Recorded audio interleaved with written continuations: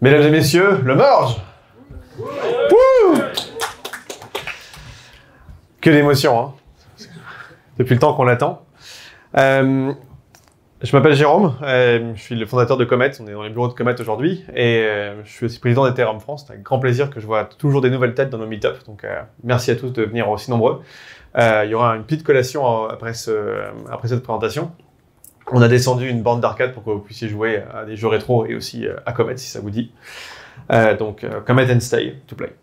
Et on host HCC en juillet, chaque année à Paris. Donc pour ceux qui découvrent ce genre de meet-up, sachez qu'il y a un point culminant des événements de l'année, en général à Paris, qui se passe en juillet, organisé par Ethereum France, qui s'appelle ETHCC. Suivez le compte Ethereum France ou HCC sur Twitter pour avoir plus d'infos et proposer des talks, venir et compagnie. Et on accueille aussi beaucoup de bénévoles dans ces événements. Donc si ça vous dit de participer, n'hésitez pas. Ethereum France, juste pour rappel, c'est une association de la 1901 qui promeut l'éducation, la recherche et l'open source sur les blockchains, pas en particulier Ethereum. On reçoit des gens comme Starknet qui développent en partie sur Ethereum, mais aussi sur leurs solutions à eux. On reçoit des gens de Tezos, on reçoit des gens de plein de blockchains différentes parce que on aime comprendre et on s'intéresse à différents protocoles. On a une chaîne YouTube qui est super en termes de contenu. Il y a plein de choses à voir en français, en anglais et tout ça. Et c'est cela que je me suis rendu compte que je les ai fait un peu en français, un peu en anglais parce que j'y suis revenu plusieurs fois. Mais bon. Donc chez Comet, on fait des jeux vidéo qui tournent sur la chaîne. On s'intéresse au roll-up aussi. On fait des trucs cool. Si ça vous dit de découvrir un peu ce qu'on fait, n'hésitez pas à nous poser des questions. Aujourd'hui, je vais surtout vous parler du merge. On a quand même un jeu en public bêta avec plus de 500 000 parties maintenant. Waouh! Try it out, try it out. Et plein de partenaires super cool. Donc aujourd'hui, The Merge. Alors, encore une fois, en faisant ces slides, je me suis rendu compte qu'il y avait beaucoup de choses à dire. Donc, je vais vous proposer peut-être un panorama de ce qui s'est passé, de ce qu'on a fait, d'où on en est et où est-ce qu'on va. Vous avez potentiellement des questions super brûlantes du genre, est-ce qu'il y aura une fork qui sera US Treasury compliant, des trucs comme ça. Bon, je vais pas toucher à ça. Personnellement, je pense pas du tout, au contraire.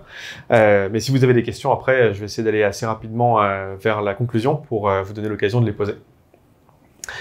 Alors, le prologue, d'où on vient. En 2008, on a Satoshi Nakamoto qui publie Bitcoin, Peer-to-Peer Electronic Cash System. Et à partir de là, tout est lancé, puisque on a découvert la blockchain, le monde a découvert la blockchain avec ça. Je vous donne plusieurs dates là-dessus. En janvier 2009, l'implémentation de Bitcoin. En mai 2010, on a le Pizza Day, la première transaction pour un bien dans le monde réel, une achat de pizza en Bitcoin. Et puis ensuite, c'est un peu la réputation sulfureuse des crypto-monnaies. C'est-à-dire, ouais, en fait, on peut utiliser de la crypto-monnaie pour acheter de la drogue sur le dark web. On a Open Silk Road qui a ouvert en février 2011. Et puis ensuite, il y a la fermeture de Silk Road en octobre 2013. Donc vous voyez, on parlait de Tornado Cash récemment, c'est aussi arrivé en 2013. Et il y a des trucs qui sont fermés, c'est comme ça, quoi. Et surtout en 2013, en décembre, on a Vitalik Buterin qui publie le white paper d'Ethereum. C'est un white paper qu'on n'a pas plus trop l'habitude de lire en fait, parce qu'il y a tellement de contenu, il y a tellement de choses à faire, et puis on peut directement aller essayer Ethereum, essayer un testnet ou autre. On a perdu un peu l'habitude d'aller regarder le white paper d'Ethereum. Donc c'est l'occasion avec le merge qui arrive, peut-être de se replonger dans le white paper d'Ethereum, et aussi dans sa traduction en français qui a été fait par les membres de l'Asset, ancien nom d'Ethereum France. Donc allez jeter un coup d'œil. Et Ethereum, en fait, quand on essaie de regarder un peu son détail, on est face à une blockchain, c'est-à-dire que vous retrouvez les trois éléments plus ou moins constitutifs d'une blockchain, à savoir qu'il y a un réseau de nœuds qui réplique le même registre, et puis il y a une unité de compte, l'Ether. Et la particularité d'Ethereum, c'est que vous avez aussi une machine virtuelle, l'EVM, dont Léo parlait rapidement tout à l'heure. Cette EVM, elle est un peu clumsy, elle est pas très rapide, c'est pas fou. On peut tourner plein de programmes dessus, mais vous êtes assez rapidement limité par rapport à ce que vous pouvez exécuter dessus, puisqu'il y a un système de pay as you go, vous payez pour chaque exécution, qui est le gaz. Et aujourd'hui, on a des solutions pour exécuter des trucs compliqués. Par exemple, il faut vérifier un zik et snark. On a des précompiles, on a des implémentations aussi pour permettre de faire ça dans le VM, mais ça limite. Néanmoins, quand on prend un peu de recul, on a quand même une blockchain qui réplique le fonctionnement d'un ordinateur grâce à cette EVM. Et cette franchise, l'EVM, si un jour on fait les Avengers version EVM, ça a eu un certain succès, quoi. Vous avez sur la gauche pas mal de chaînes qui utilisent plus ou moins une EVM, au milieu des chaînes qui utilisent quasiment une EVM, et à droite, des chaînes qui ont choisi une autre version d'approche de la machine virtuelle. Mais normalement, aujourd'hui, l'EVM, c'est un peu la base, quoi. Donc si vous commencez par prendre les smart contracts avec Solidity, vous êtes compatible avec plein de chaînes différentes. Et en plus, la plupart des rollups et autres solutions d'L2, que ce soit Optimistic ou ZK, vous avez un peu des liens entre les deux. Donc c'est une bonne façon de commencer les smart contracts. Et je sais que plein d'entre vous ont déjà connu un smart contract, donc pas la peine de passer trop de temps là-dessus. Bon, 2014, février, petit hack de MTGOX, que pour ceux qui s'en souviennent. Il paraît que les bitcoins seront bientôt vendus, on sait pas, on va voir s'ils sont en circulation. Ethereum a fait un crowdfunding ensuite en 2014 pour financer le développement du réseau.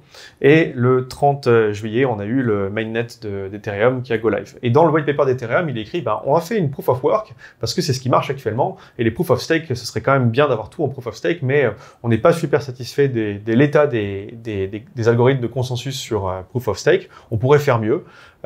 Développons un bon algorithme de consensus et on le mettra dans Ethereum quand il sera prêt. Donc en 2015, on s'est dit, on va y arriver, on va passer en proof of stake un de ces quatre. Et de préférence, rapidement par rapport à trop longtemps après. Ensuite, il y a eu pas mal de problèmes. Ethereum a été finalement un peu victime de son succès. Il y a eu beaucoup d'activités sur la chaîne. En 2016, il y a eu beaucoup d'événements, notamment la DAO. Si vous voulez relire ce qui s'est passé pendant la DAO, il y a du contenu en français sur Ethereum France. Je vous invite à aller regarder.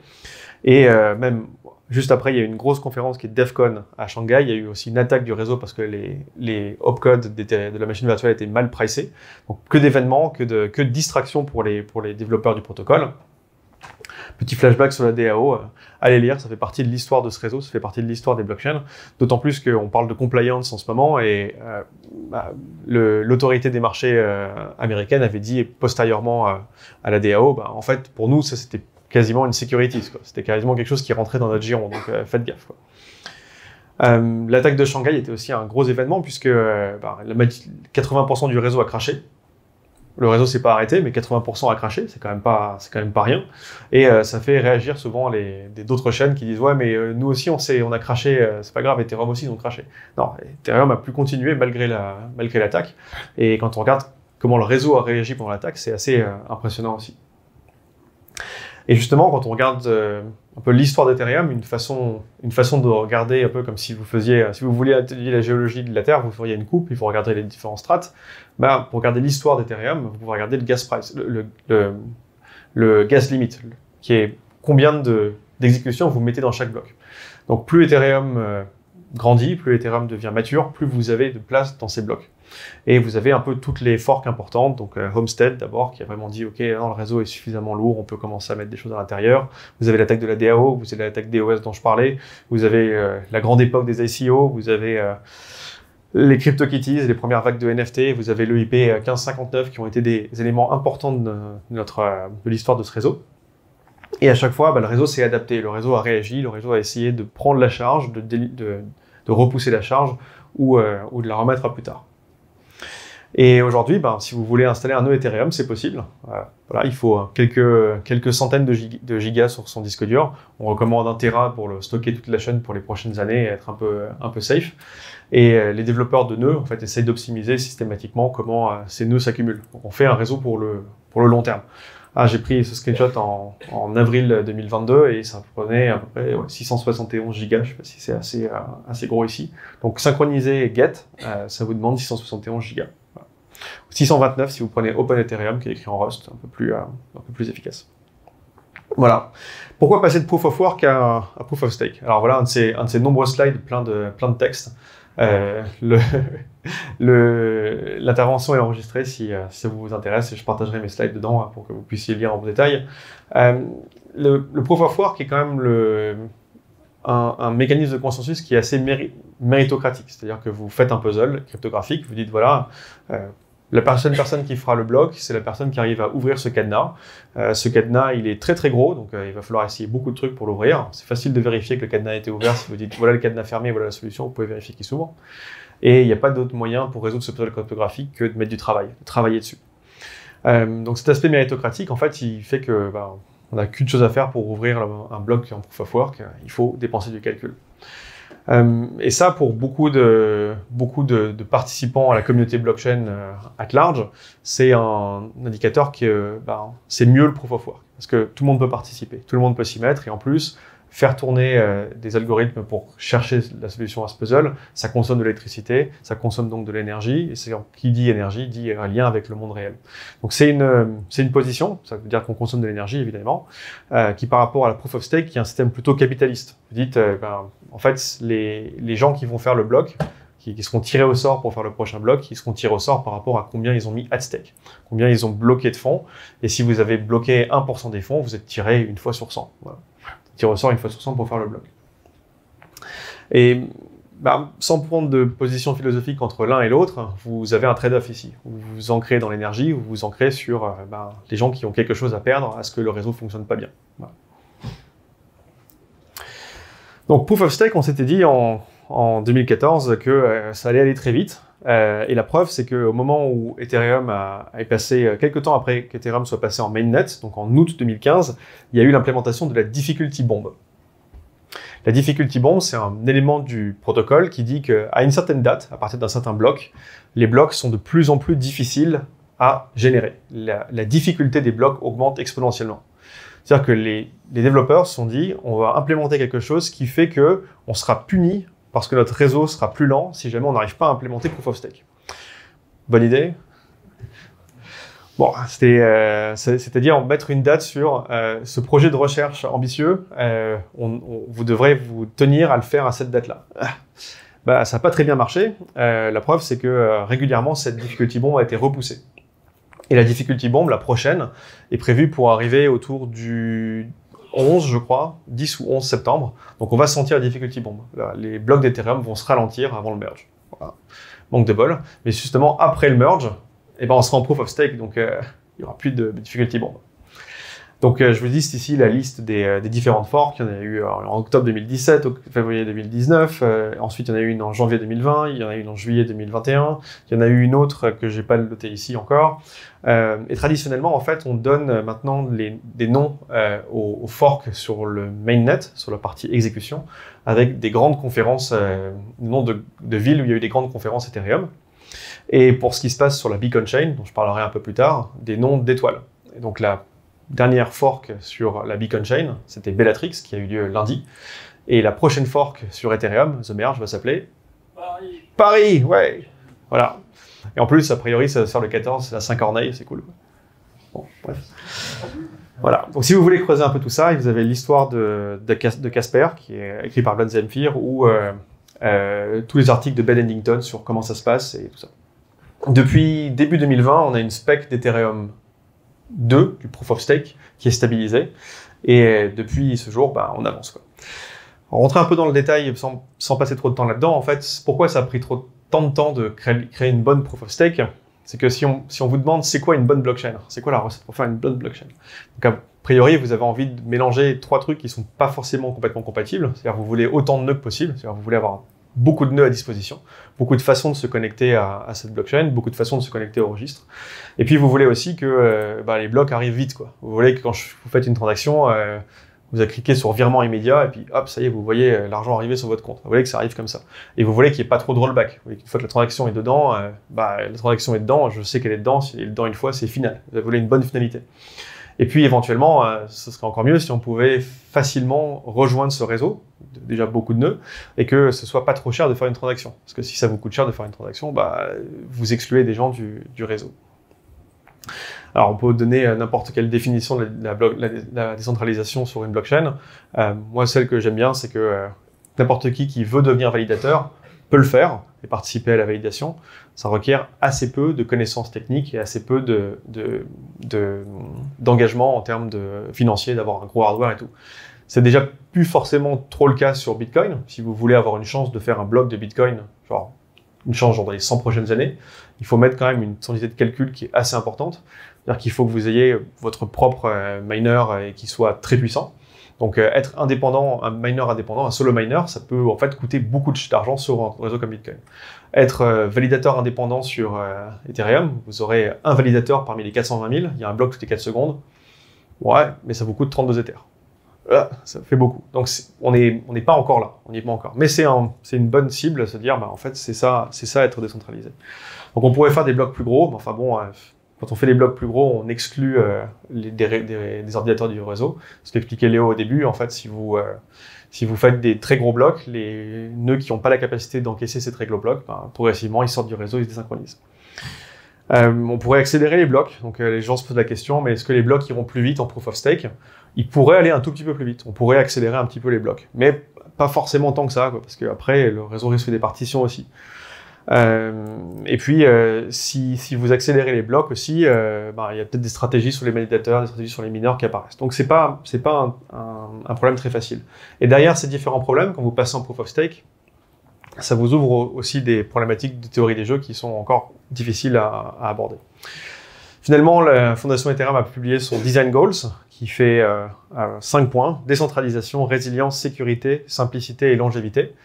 Normalement, ça doit être compréhensible d'expliquer comment le Proof of Stake fonctionne sur Ethereum. Vous devez comprendre qu'il y a des validateurs, ils sont appelés à tester, ils sont appelés à proposer, ils sont appelés à faire ci, ils sont appelés à faire ça. Et dans une présentation correcte de 2-3 heures, vous avez la compréhension de tout ce système et comment il fonctionne. Et pour avoir fait des présentations spécifiquement sur le Proof of Stake d'Ethereum, en fait, ça marche pas si mal, quoi. On sent le rationnel derrière ça. Pourquoi passer ce Proof of Stake? Pas simplement pour enlever le mining, mais aussi pour permettre à Ethereum de scaler. Pour permettre à Ethereum d'avoir plus d'activités qui sont faites en parallèle ou à l'intérieur d'Ethereum, mais qui à la fin se vérifient dans Ethereum. Et initialement, l'objectif était de se considérer qu'on allait avoir des shards, considérer qu'on allait avoir de l'exécution qui se passait plus ou moins directement sur la Beacon Chain, et ensuite d'avoir des shards qui exécutent aussi, et qu'on puisse vérifier et passer d'une shard à l'autre. Il s'est avéré qu'on avait quelque chose de très utile dans l'écosystème qui s'appelle les roll-up, qui fait exactement ça, enfin plus ou moins ça comme les shards, et que ça valait le coup de se concentrer sur les shards. Donc aujourd'hui, la roadmap de scaling d'Ethereum est basée sur les roll-up. C'est-à-dire qu'aujourd'hui, on veut avoir un maximum de roll-up qui discutent avec Ethereum et qui à terme puissent discuter entre eux, ou bien avec des tiers de confiance qui font le lien entre les deux, ou bien passer de leur roll-up à la chaîne principale, puis à un autre roll-up assez facilement. Et ça, c'est maintenant le centre de la roadmap de scalabilité. Si ça vous intéresse, vous avez plein de ressources sur le Dank sharding, et je vous donnerai quelques liens après. Donc maintenant qu'on est sûr de la spec, en 2020, on s'est dit, on n'a plus qu'à implémenter. Et donc depuis le 1er décembre 2020, Ethereum est en Proof of Stake, en parallèle de la Proof of Work. Mais elle y est en Proof of Stake depuis décembre 2020. La phase 0 a été faite. Donc d'abord le deposit contract pour permettre aux gens de faire déposer leurs Ethers et de devenir stakers. Puis le Genesis block. Ça a été fait et ça tourne depuis presque 19 mois maintenant. Et la phase 1, la suppression du mining et le début du scaling avec les roll-up va arriver maintenant. Le 14 septembre a priori, alors le 15 en estimation plus pessimiste, le 13 en estimation la plus optimiste, et à mon avis plutôt autour du 14. Et une fois qu'on aura fait ça, qu'est-ce qu'il restera à faire? Encore plein de choses, améliorer la virtual machine, permettre une bonne flexibilité de déploiement des roll-up, mais aussi permettre une bonne communication entre ces roll-up. On a un guide incomplet des roll-up en français, qui est un article de Vitalik Buterin et d'autres contributeurs, qui a été traduit sur Ethereum France. Allez jeter un œil. Et récemment, Dan Kratfeist, qui est un des leads sur l'optimisation des roll-up sur Ethereum 2, a fait plusieurs présentations. Je vous les ai résumées sur ce thread si ça vous intéresse. Donc Ethereum 2, c'est maintenant, tout de suite, là, voilà, depuis le 1er décembre 2020. On a l'habitude de regarder le premier bloc de Bitcoin en disant Chancellor on the brink of bailout for banks. Ok. Quand on regarde le premier bloc d'Ethereum 1, qu'est-ce qu'on trouve? En fait, vraiment pas grand-chose, puisque c'était un passage du testnet au mainnet, et vous avez juste un lien dans les commentaires qui disent « Ah, ça c'était le hash du bloc précédent ». Bon, c'est pas top. Quand vous regardez le premier bloc d'Ethereum 2, vous avez un type qui a été tiré au hasard pour faire le premier bloc. C'était le validateur, je sais plus combien, et son pseudo c'est Mr. Fahrenheit. Et comme il a eu un autographe de Vitalik, Mr. Fahrenheit voiture, il l'a mis dessus. Marrant. Donc vous pouvez staker, c'est possible. Voilà un vieux screenshot du staking. Donc au début du staking, vous aviez 15,9% de reward quand vous faisiez du staking. C'est beaucoup. Aujourd'hui, vous en avez beaucoup moins. Le principe, c'est que plus il y a de gens qui stake, moins il y a d'Ether qui sont distribués en moyenne à tout le monde, donc votre reward diminue. Et ensuite, quand il y a moins de validateurs, le réseau s'adapte et essaie de distribuer plus pour que plus de validateurs reviennent. Donc au lancement, il y avait 971 000 Ether qui avaient été posés sur le réseau pour staker en Ethereum 2. Et aujourd'hui, vous en avez 14 millions, soit 14 fois plus. En 18 mois, il y a 14 fois plus d'Ether qui ont été stakés.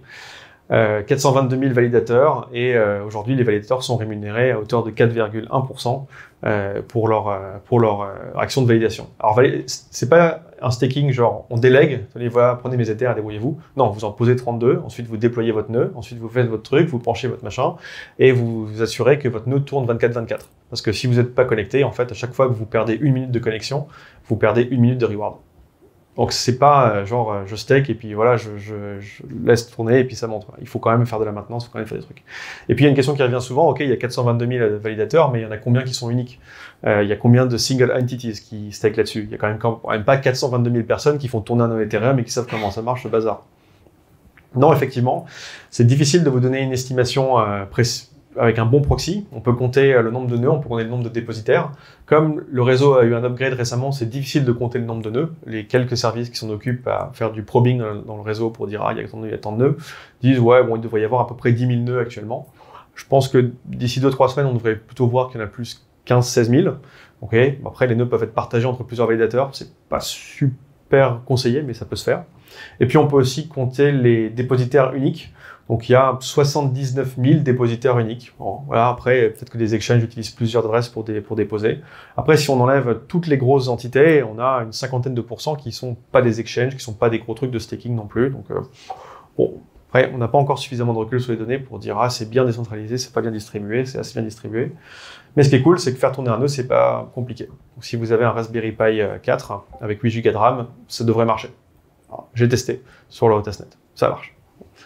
A priori, vous allez plutôt utiliser un NUC ou un truc un peu plus beefy.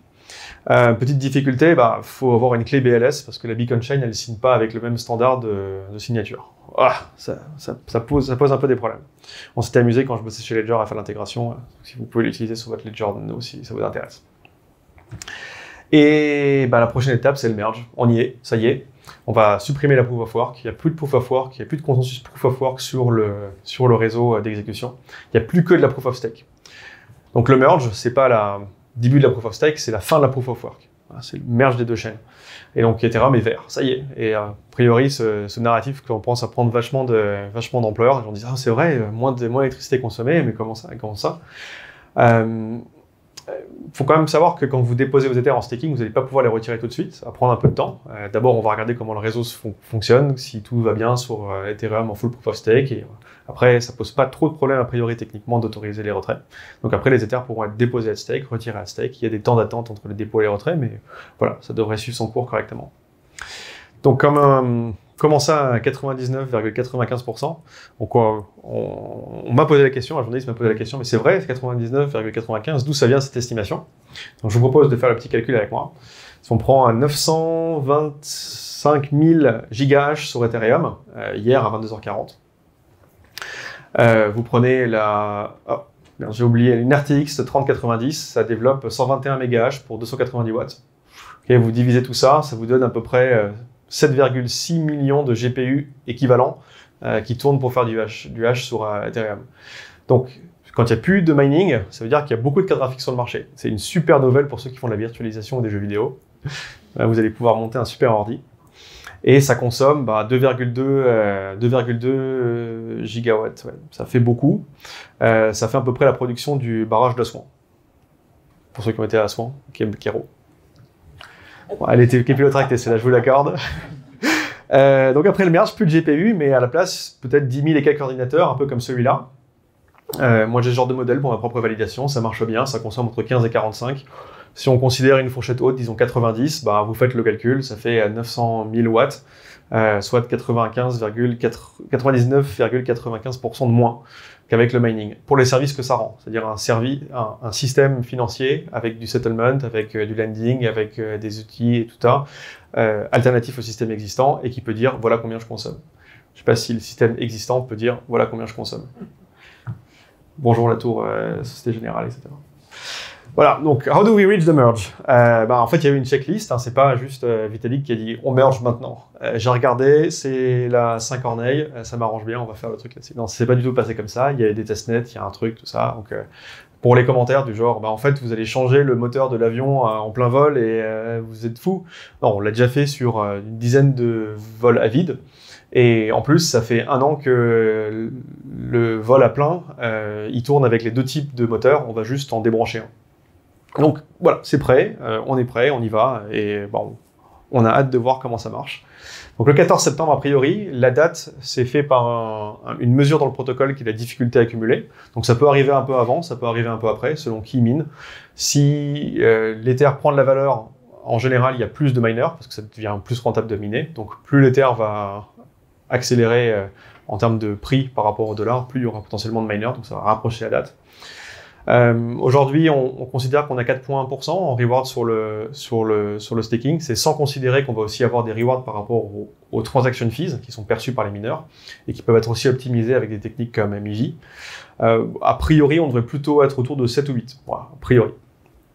Donc ça va avoir des impacts assez importants parce que beaucoup de tokens sont listés contre l'Ether. Beaucoup de tokens sont listés en DeFi avec de l'Ether qui interagit quelque part. Ce taux de rendement de l'Ether va potentiellement avoir un gros impact sur l'écosystème DeFi, savoir sur quoi est-ce qu'on se liste, quoi.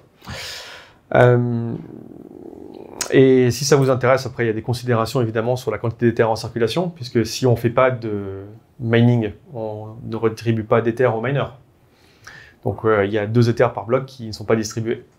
Donc aujourd'hui, le supply d'Ether est drivé par 3 choses. Les Ethers qu'on émet pour remercier les stakers, les Ethers qu'on émet pour remercier les mineurs, et les Ethers qu'on supprime parce qu'il y a de l'activité. Chaque fois que vous faites une transaction sur Ethereum, vous brûlez des Ethers.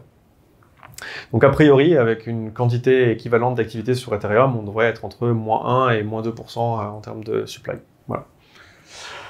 Bon, qu'est-ce qu'il vous reste à faire maintenant? Relax, enjoy the merge. On va essayer d'organiser une Twitch session pour refaire le merge en live avec plusieurs personnes de l'écosystème français et des core devs qui ont contribué à son implémentation. On a Mehdi Ziroli qui fait partie des leads sur l'un des nœuds de staking qui s'appelle Lighthouse, qui est déjà venu nous voir à Ethereum France, et on va en recevoir d'autres comme ça qui vont profiter du merge avec vous. Après le merge, voilà, il y a encore plein de choses à faire. On en est à peu près là. Il y a encore tout ça, c'est vraiment pas bien fait. Donc il y a pas encore plein de choses qui vont arriver sur Ethereum, et surtout un superbe événement la semaine prochaine. Voilà, merci à tous.